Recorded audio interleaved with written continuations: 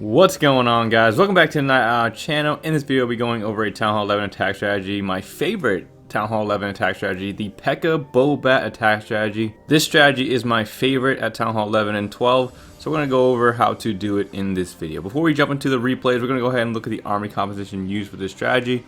As you can see, I've already got it loaded up here. It's 2 archers, 3 loons, 1 wizard, 4 healers, 3 Pekkas, an electric dragon, 13 bowlers, 2 rages, a freeze, a poison, 5 bats, and then in your CC you're going to want a giant and 2 ice golems, followed by 2 max bat spells and a wall wrecker. So with that being said, let's go ahead and jump into the first replay of Pekka Bobat. Okay guys, first replay we got here, we got definitely not a max Town Hall 11, but these are the types of bases you're going to want to look for when you're first using the strategy, so you can get comfortable with it, take down these bases, and then you can start taking on stronger bases, okay?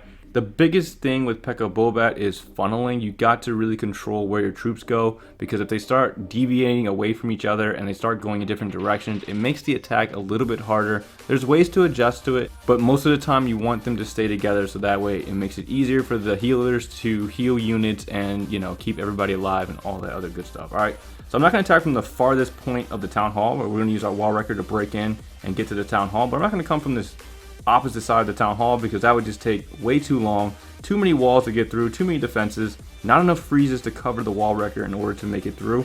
So we're going to attack from this side here. We could have gone from the top side, but we're going to come from this side right here, and we're going to take the wizard tower, all these defenses, the eagle, and all that good stuff. Alright, so we're going to go ahead and play it here. You'll notice on the bottom that I have a few extra minions instead of that extra loon, and I noticed that on this side over here that there's no defenses in range that can target my minions, so I'm going to use a couple extra minions to take down that side for the funnel and use an E-drag on the right side. This strategy requires a little bit of base analysis before using it. Sometimes you're going to need the E-drag, sometimes you don't. It's all about the value you can get from you know, the E-drag, or perhaps even a Pekka, or anything easy like a minion to help your funnel. Alright, you notice I'm sprinkling some Pekkas. I really want to make sure that they all stick together and go in towards the middle. Wall Wrecker is going to break through and create that path, and bowlers are coming down as they make their way into the base. A couple of them split off there, but that's okay. The majority of them are going into the base. Poison comes down almost backwards, coming out of the CC. Wall Wrecker is going to break through the second layer. Everybody's following in just perfectly. I don't want them to veer off here too much. Really want them to stay with the main group and head towards that town hall. The Grand Warden ability gets popped right before the eagle hits my units, and right before that single Inferno Tower goes after my Wall Wrecker. And as you can see, it protects everybody getting into that, you know, that little section right there with the towers and bows and heroes, and everything's going down nicely. Now it's time to place my bats. I only have 1 freeze in this one, so we got this distracted wizard tower right here, so that's where I'm going to place my bats. I want to take advantage of that distraction instead of using like my freeze back here and going for a bat bomb where the bats have no support. Alright, so wizard tower goes down, the bats kind of go off by themselves, and you'll see why. I mean, this is kind of bad because I don't have that extra freeze to help them out. You can bring extra freeze to help them out, but I always like to bring the rage to help out the kill squad, to have them do most of the work. And the bats are going to make their way through, and they took down that wizard tower, Expo, but as you can see, as they're making their way towards that last wizard tower, I don't have any extra freezes, so they're all going to get fried. They actually get killed by an air bomb. That was very unfortunate that that loon pulled that, but even if they made it through, they would have gotten zapped by the wizard tower. But as you can see here, I mean, it is a weak base. Like I said, it's not a max Town Hall 11, and my heroes, I got enough Pekkas left over. They're just going to tank through the rest of the defenses. I'm going to go ahead and speed through it here, and the next replay is going to be a much tougher base.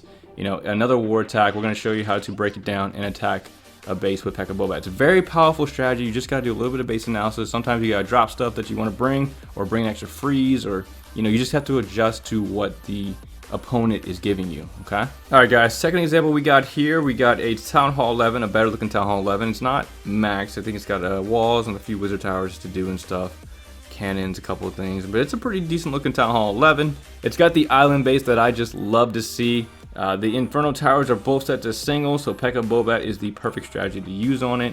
And making our way to the Town Hall with that Wall Wrecker, we can take down 1, 2, 3 wizard towers as they are in the vicinity of the town hall. Okay, and the reason I love these bases is because either the wizard towers are like, they're not like this, but they're usually in the middle here. There's like 2 of them here, and they'll always have a couple on the outside, right? And you can snipe those off with loons. Okay, sometimes I like to bring 6 or 7 loons because they have, you know, a wizard tower over in the corner over here and 1 over here, so I'll just bring a couple of loons or an ice golem to distract and kill the wizard tower with my bats, or perhaps the loons himself.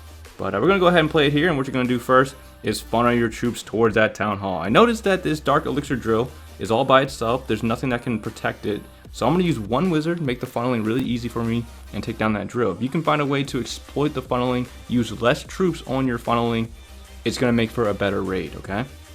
As you can see there, that wall worker's coming down. I dropped all my Pekkas first, and I always make sure that the wall is broken before dropping my bowlers, because the bowlers like to go around, and I really want the bowlers to stay with the Pekkas and the heroes, because they do a lot of damage. They can help take down defense and stuff like that. A couple of them veer off to the outside, but the majority of them stay in the middle. All right, 2 wizard towers are down. We have 3 left. When the towers are set to single, the Inferno towers, when they're set to single like that, your only objectives really are the wizard towers, man. You just gotta take down the wizard towers, and you're gonna be in really good shape to 3-star the base. And I'm gonna go ahead and zoom out here as much as I can so I can see when I place my loons. There they go, on top of that wizard tower. All right, and I believe I placed the bats. Where do they go? I think the right side is where they come from, because I want to distract this wizard tower. Oh no, they come on the left side. Okay, so I came on the left side with the bats because there's no splash damage on this side. Singles by itself, a couple Teslas pop up, no big deal. But okay, I see what I did here. So I still have 1 freeze left. I have 1 wizard tower left. So this is going to be a nice 3-star, because if I can just secure the bats, just wait long enough to take down an eagle, they're gonna take down the mortars and archer towers. That was actually a really good placement, because I could have come from this side as well. That's what I was thinking about, but I forgot that I went from the left side, because the bats were just automatically safe being over there by themselves. They weren't going to be able to take any heavy fire, as the wizard tower was all the way over here by itself. But the wizard tower goes down, archer tower is about to go down. This strategy works really well against these island bases. If you ever see the island bases in any design, it doesn't matter if the wizard tower is a little off, or maybe they have the eagle in a different placement, or maybe they have the double expo stacked up. It does not matter. If those inferno towers are set to single, Pekka Bobat, even the bat slap attack are going to be your best shot to take it down. A lot of people use the island base. It's a very popular design, so if you ever see that in war, definitely recommend using the Pekka Bobat. Locate those wizard towers, snipe them off, and get that 3-star. Alright guys, last example I'm going to go over here. We got a weak Town Hall 12 with 3 Inferno towers set to multi. Now I would normally avoid these types of bases, but because if you notice the placement of all the wizard towers, they're all right next to each other. We can take down all 5 wizard towers with our kill squad, and then we'll only have to deal with 2 multi towers left after the wizard towers go down. So it's a great target to hit. If you see a base like this, if you can take advantage of taking down multiple wizard towers at once, definitely recommend trying and using the Pekka Bobat. We're gonna go ahead and play it here, and same process that we did in the first 2 is set that funnel. So left we got the E-Drag, and on the right side I'm actually going to use a Queen Walk. Now ideally you would like for her to go to towards the middle with the majority of the troops. That's why I put a wizard down there to try to help her out, but he ends up dying, so he's no longer able to contain her.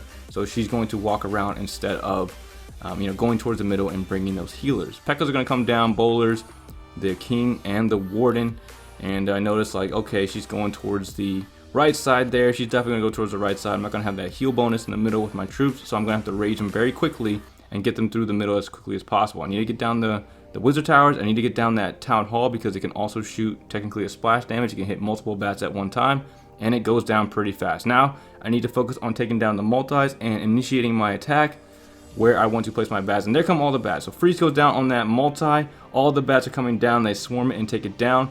I have no more freezes, and that multi on the other side is still alive. Unfortunately, my bats are going to go down. I know at this point they're going to go down because there's nothing to protect them. That multi is going to shred through them and melt all my bats before they can take it down. But that's okay. I have my queen, I have her ability, I have my king, I have a lot of tanky troops left over. So even if all my bats go down, I was still in a very comfortable position because of all the tanky troops that remain. Especially the queen herself with her ability.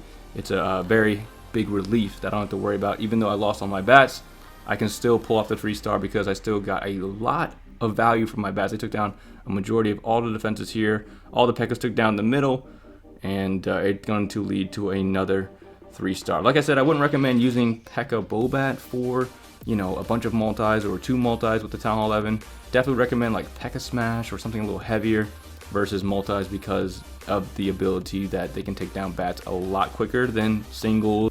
But yeah, if you see bases that have singles, and you can find a way to get 1 or 2, even 3 wizard towers on the way to the town hall, perhaps the eagle as well, it's a great base to use Pekka Bobat on. Just practice it, get good at it, Make sure you're 3-starring easy and weak bases first, and then practice it against the bigger and stronger bases, and then use it in war, guys. But that's pretty much it, guys. That's all I have for Pekka Bobat as of right now for Town Hall 11. I'm going to have a few more replays play to show you guys it works on different types of bases. I'm going to have Town Hall 10 Pekka Bobat coming out here pretty soon, and once I've completed that video, I'm also going to release an advanced guide for Pekka Bobat. It's going to be a longer video. I'm going to go into more details, what I noticed when I use Pekka Bobat, how I adjust to certain bases, and all that good stuff. I didn't want to make this video too long, so that's why I try to keep the details to a minimum, but hopefully I gave you guys enough that you can get started with it, you can try it out, and you can start 3-starring those Town Hall 11s and getting those stars that you need in war, alright?